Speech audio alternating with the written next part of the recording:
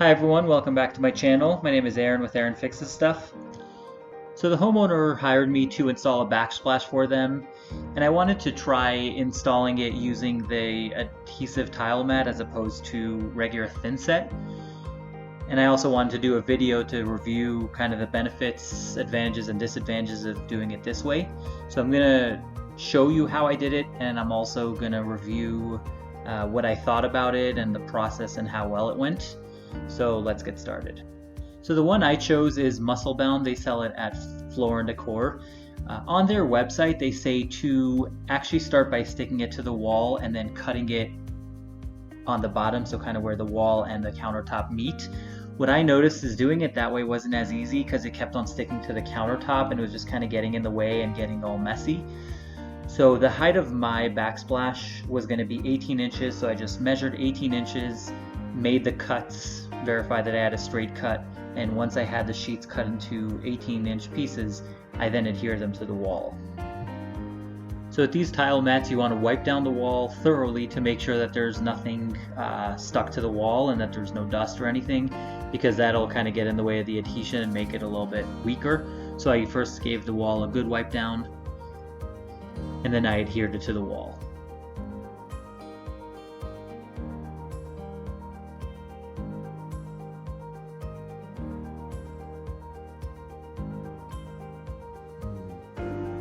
So with this, you want to make sure that it's going on straight and not having any bends or crimples in it, because once again that'll make the adhesion weaker. So what I did is I started kind of getting the full left side on, and then I kind of roll it over and get the right side on, kind of how you can see. I know that the view on this first piece is not great, but I promise that it'll get better with the next ones.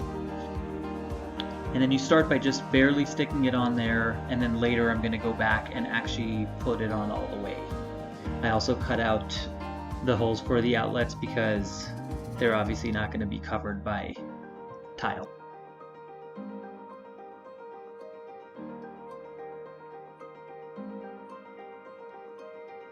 So if you notice, first I'm doing a rough cut around the outlet just to get the big piece out, and then I'm going to kind of go over it again. Also keep in mind that I don't have the piece of adhesive all the way stuck onto the wall, because once you put it on there it's not going to move. So you start off by just barely putting it on there just so that it holds in place, and then later you're going to see me going over and then actually securing it all the way.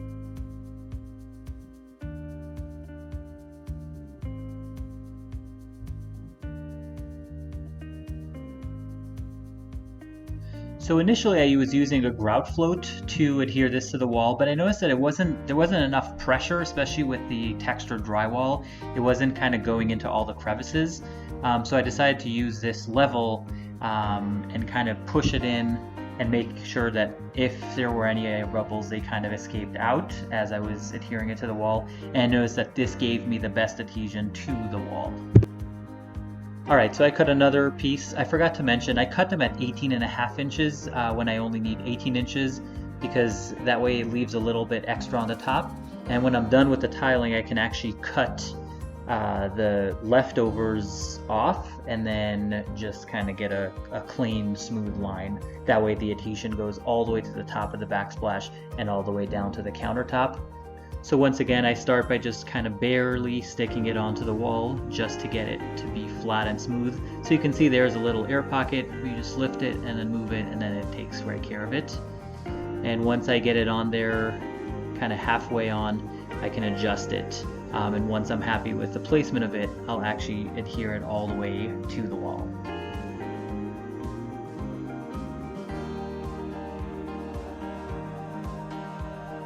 So now that I'm happy with how it's sitting on the wall, I can actually adhere it using, I would say, kind of a firm pressure. I know that firm depends on people, but just making sure that the mat is adhered to the texture as well. So when I peel this part off, I don't know if you'll see it on camera, but you'll be able to almost see the texture of the drywall kind of through the mat, and that shows that it's fully adhered to the wall. So here I had a little issue because the width of the roll was a little bit smaller than what I needed to go all the way up to the windowsill, and I didn't want to put just such a thin strip up against that because I knew that it wouldn't have really a lot of surface area to adhere to. So later in the video you're going to see how I address this issue to make sure that I have good adhesion all the way across on all surfaces. Alright, so through the magic of editing, I'm going to show how I addressed that little sliver. So first I started by putting an 18.5 inch piece, just like with everything else. Next I cut out the outlet, just like with all other pieces.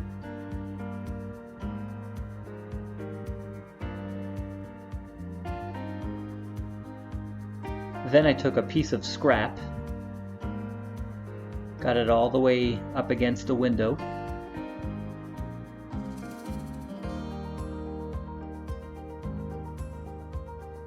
And then cut out everything from under there. That way I have a nice big piece as opposed to just a sliver.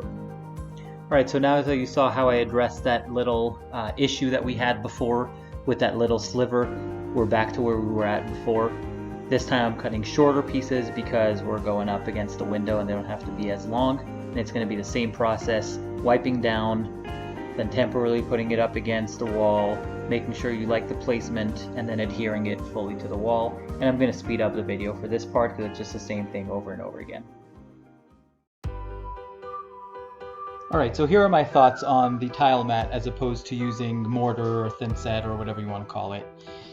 So the prep time is longer because you have to cut it down to size and make sure you're sticking on the right way.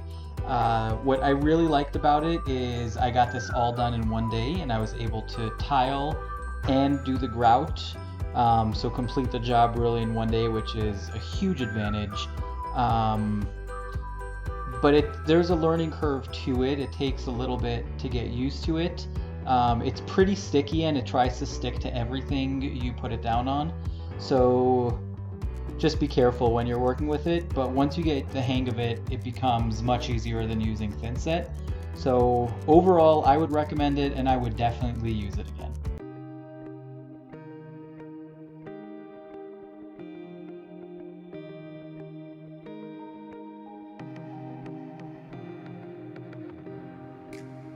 So the reason I lay it all on the ground like this is to make sure that I don't end up with a little sliver on the end piece. And this kind of gives me an idea of what it's going to look like at the end. Alright, so I'm going to start by peeling the adhesive off. I'm not going to pull the whole thing off because I don't want to get a sticky surface everywhere and I want to work in small portions. So I'm going to peel half of it off, get the tile on, and the same idea as we did before, we're going to just put it on there with not a lot of pressure. That way if we have to make adjustments, we can, and then once we like the placement of it and the way it's sitting, then we can actually push into it and then get it to set. I also level it to make sure that our first row is good to go and is level, because any mistake now is going to just get worse as we move along.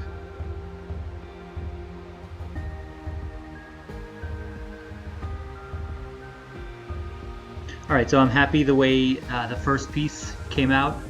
So now I'm going to cut the adhesive, and then I'm going to move on to the next piece of tile, and so forth. So another reason I don't remove all of the film at once is because, you know, when you're working around outlets and stuff, if I had all of that exposed right now, the tile would try to adhere to the mat, and it would make it a lot harder to move it around and cut. So that way it still has the protective film on there. I can make my measurements, see what I need to cut, and then once I have the cuts ready to go, then I can remove the film and then put it right on. Alright, so I also did a review of this wet saw, which I really found to be super helpful and really easy to use. Another thing is I added a glass cutting blade because most of the backsplash is glass and I wanted to make sure I get as little chipping as possible.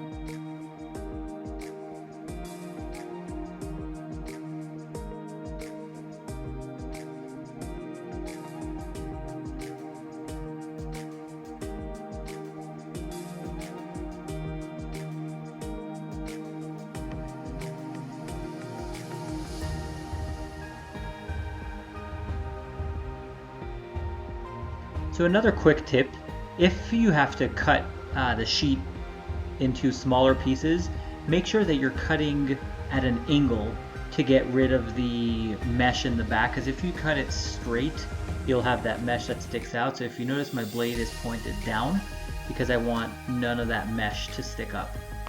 And if you take a look, you won't see any of that mesh sticking out from the top.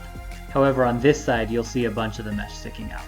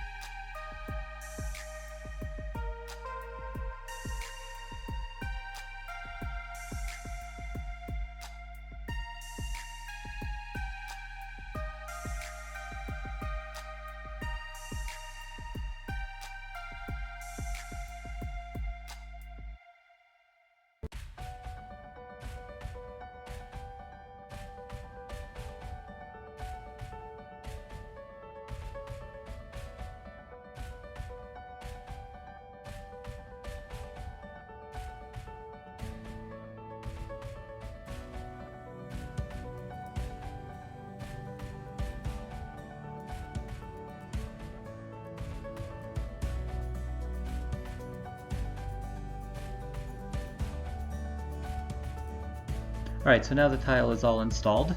Next, what I'm going to do is I'm going to apply pressure to the tile in order to get it to adhere.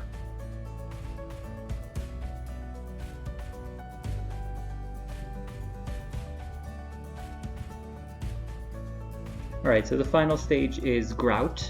In this case, I picked up some pre-mixed grout to save some time, to make sure that you have your grout float at a 45-degree angle. Sorry I didn't get a close-up of it, and kind of work the grout into the gaps between the tiles. Once that is done, take a sponge and wipe down the excess grout. Make sure that the sponge is not too wet. It should be a little bit damp, enough to clean off the tile. And make sure you're using clean water. So I have a bucket over here to collect the grout so it doesn't go down the drain. And I just ran the sponge under water to keep it clean as I go. I would also recommend working in sections because a pre-mixed grout sets pretty quickly. So my camera died as I was about to start doing the caulking, so unfortunately I don't have that on this video. I hope you found this video to be helpful, educational, or at least entertaining. If you did, I'd appreciate you considering giving me a thumbs up or subscribing to my channel. If you have any questions or feedback, feel free to comment below. As always, I appreciate your time and have a good day.